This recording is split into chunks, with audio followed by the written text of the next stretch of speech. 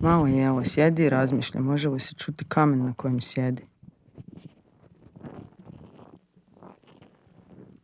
Sjedi i misli kako će jednog dana kad umre njena duša biti baš u tom kamenu.